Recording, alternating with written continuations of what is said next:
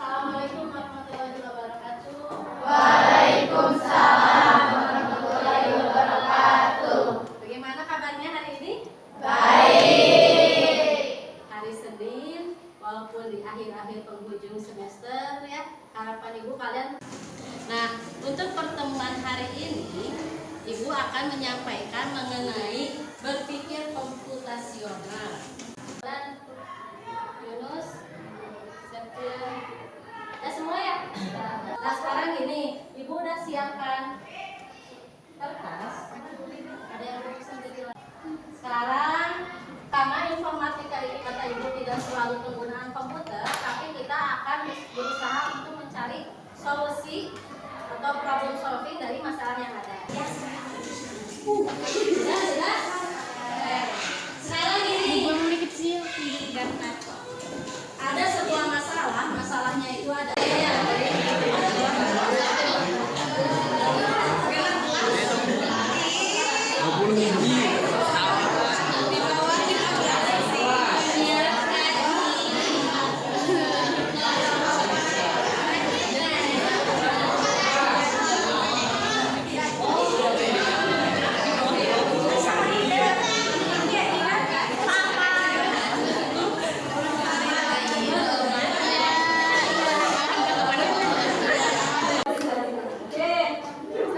Sudah ya bisa menebak angka dari rekannya?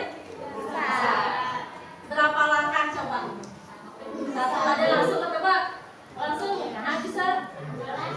Oh tuh udah ada tuh, berarti ada indikasi lainnya kan? Nah itu contohnya.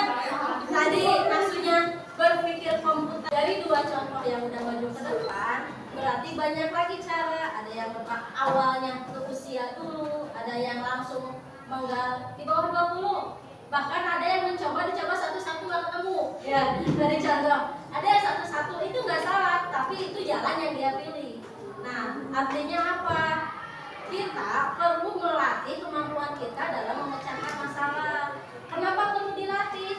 Karena kalau kita udah suka dilatih, kita secara refleks akan tiba-tiba pikiran kita langsung memilih jalan yang kiranya itu paling efektif.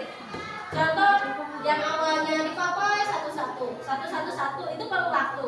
Tapi ketika temannya udah menganalisis karakter temannya nih, dia pasti nulisnya tanggal lahir. Dia langsung nebak pertama tanggal lahir. Nah itu salah satu bentuk dari kemampuan dalam memecahkan masalah. Jadinya apa latihan? Itu yakin kalau kalian di luar dari pelajaran ini, apapun di kehidupan kalian, karena target dari berpikir komputasional ini tidak hanya untuk belajar, tapi untuk kehidupan sehari-hari. Di kehidupan sehari-hari pun pernah nemu masalah nggak? Pernah nggak ketika nemu masalah di pikiran kalian langsung terbayang 1000 solusi? Pernah nggak? Nah target dari belajar ini tuh seperti itu. Yang awalnya ketika kalian bawa motor kalian mogok, solusi pertama apa? Nelfon si bapak ipang dalam kerja misalnya teh. Oh pada si bapak mah lagi kerja. Solusi kedua apa? Ya udah asa ada punya teman yang rumahnya sekitar sini, telepon. Solusi kedua. Solusi ketiga dan seterusnya. Nah solusi-solusi yang muncul di dalam pikiran kalian itu perlu dilatih. Karena mungkin kalau misalnya kalian malas dan lain sebagainya, ketika motor kalian mogok, solusi yang terbayang di pikiran kalian hanya nelfon bapak. Sedangkan posisi bapak lagi bekerja di luar kota. Aduh kumaha, akhirnya hari itu sendiri dorong. Padahal kalian teh kalau terbiasa terlatih, ingat sebelah di tempat kalian mogok itu sebelahnya kan teman-teman kalian yang bisa bantu sebenarnya. Nah kadang hal-hal solusi yang lain itu bisa jadi tidak muncul kalau kita tidak terlatih dengan kemampuan komputasional. Ya, paham ya? Nah, dalam memecahkan masalah itu ada beberapa solusi. Yang pertama ada dekomposisi, yaitu menguraikan masalah rumit menjadi masalah beberapa bagian kecil yang lebih sederhana. Awalnya masalah kasar rumit, tapi kita kompor-komporin dulu. Cek masalah yang ini seperti apa dulu, seperti apa dulu. Itu namanya dekomposisi. Yang kedua, pattern recognition atau pola yang berulang, yaitu mengenali pola berulang dari masalah yang telah diuraikan. Kalian kan motor-motor sering nih motor-motor. Berarti kan ada pola yang berulang. Ini kalau mereka jadi kalian teh bersolusi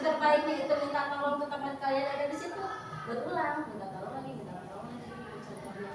Yang kedua, abstraksi dengan tujuan menemukan konsep lebih umum yang dapat digunakan dalam penyelesaian masalah yang dihadapi. Dan terakhir, algoritma mengembangkan tahapan solusi sistematis dan logis dari masalah. Sebelum kita lanjut, kita ada dulu sedikit kuis untuk menutup pembelajaran kita hari ini. Coba kalian akses ini, silakan. Yang ada koneksi, coba ya. bit.ly. Jadi akhir ibu yang ingin ibu sampaikan, jangan lupa berlatih ya, berlatih berpikir komputasi. Yakin bekal ini akan terbawa terus, gak hanya di usia kalian sekarang, bahkan sampai nanti tua pun pasti akan menemukan berbagai masalah. Tapi kita siap dengan menyiapkan berbagai solusi. Yang susah itu menyiapkan solusinya, karena bisa jadi sama teman kalian solusi tersebut bisa, tapi sama teman kalian yang lain nggak terpikirkan di pikirannya tentang solusi. Paham ya? Ada yang mau ditanyakan lagi? Tidak ada. Nah, untuk pertemuan berikutnya nanti kita akan coba masuk ke materi algoritma ya.